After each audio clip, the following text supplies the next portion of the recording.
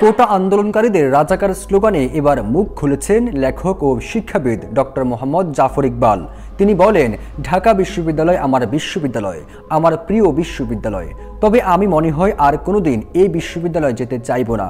সেখানে ছাত্রছাত্রীদের দেখলে মনে হবে এরাই হয়তো সেই রাজাকার। এই শিক্ষাবিদ আরো বলেন, আর যে কদিন বেঁচে আছি আমি কোনো রাজাকারের মুখ দেখতে চাই না।